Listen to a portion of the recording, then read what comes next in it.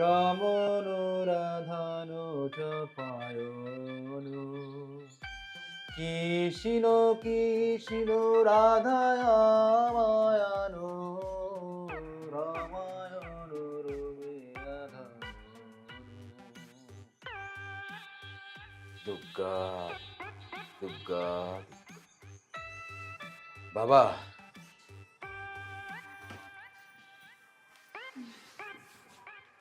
প্রতি বছরের মতো এবার আমাদের পরিবারের পক্ষ থেকে আমি ধর্ম প্রচারে যাব। ধর্ম প্রচারে গিয়ে কত মনি রবি গরু ঠাকুর সবাই নিজেকে সঁপে দিয়েছে বাবা, তাই আমারও মন চাইছে আমিও যাব বাবা। চণ্ডীতলায় গিয়ে ধ্যান করব, মা মনসার নামে তপস্যা করব বাবা, তবে তো শান্তি, তাই না বাবা?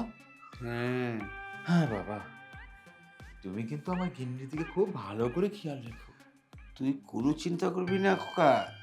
আমি সর্বক্ষণ দিনে রাতে সবসময় তোমাকে আমি সেবা করি। হ্যাঁ, তুমি কিন্তু সকালবেলা উঠে স্নান করে মা দুর্গার পুজো করো বাবা। তুমি কিন্তু পুজোর ফুলগুলো এনে দিও, ঠিক আছে। কারণ তুমি ছাড়া আর কে আনবে বলো? আচ্ছা শোন, আমি চণ্ডী পূজাটা করে আসছি, হ্যাঁ, ঠিক আছে? হ্যাঁ, যাও। তোরা কথা বল। হ্যাঁ, জলদি এসে বাবা, আমি কিন্তু তোমার বের হবো। আচ্ছা, আচ্ছা, বলে কি তুমি না গেলে হয় না? এখানে তো যে কেউ যেতে পারে, তুমি বাবাকে পাঠিয়ে দাও।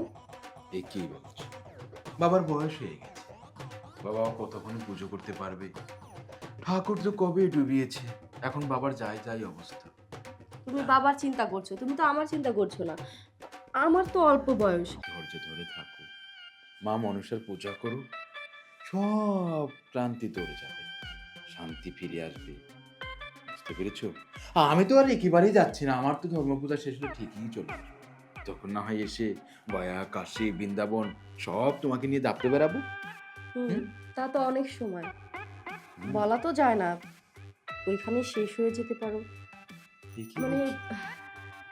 ওটা বলছি না, মানে বলতে চাচ্ছিলাম যে বাবা কি আমাকে দেখে শুনে রাখতে পারবে? হ্যাঁ, বাবা তোমাকে ঠিকই দেখে শুনে রাখবে, বরঞ্চ তুমিও বাবার খেয়াল রাখবে, বুঝতে পেরেছো?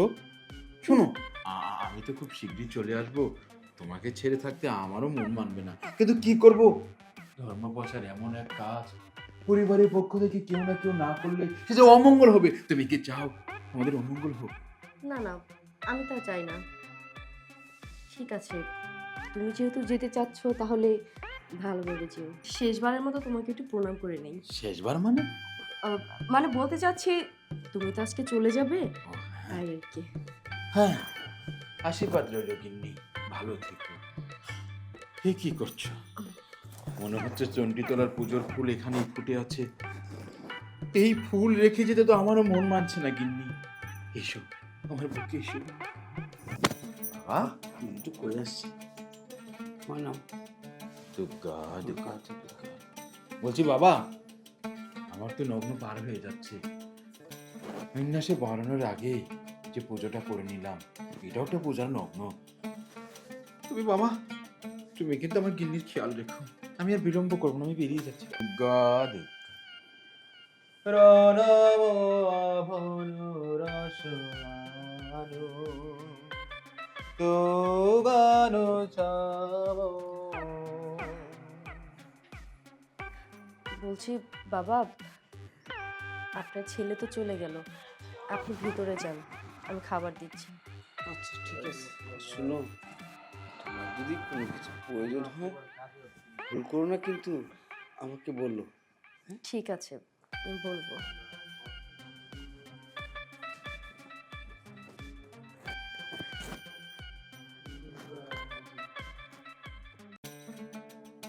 বাবা, আপনি যেহেতু এত করে বলছেন, তাহলে আমার সমস্যার কথাটা আপনাকে বলেই দিই।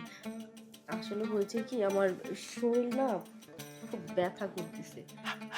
আরে আমি তো আছি, কি বলে, এটার জন্য কোথাও যেতে হবে কোথাও না। যেহেতু আমি এ বাসা থাকি আর তুমি এ বাসা থাকো, আমি আর তুমি মিলেমিশে কাজ করলে আধা আধা আমরা ভাগ করে নিলাম। হ্যাঁ বাবা, কথা তো আপনি ঠিক বলেছেন। এবার সাথে আপনি আর আমি ছাড়া কেউ নাই। আপনি অসুস্থ হলে আমি দেখবো, আমি অসুস্থ হলে আপনি দেখবেন। হ্যাঁ, তাহলে বাবা আপনি কি একটু আমার শরীরটা টিপে দিবেন? টিপে মানে সব দিকে দেব, শুধু টিপবো কেন? তোমাকে যদি আরো কিছু করতে হয় আমি তাই করব। আমার ছেলে বলে গিয়েছে না, এই এখানে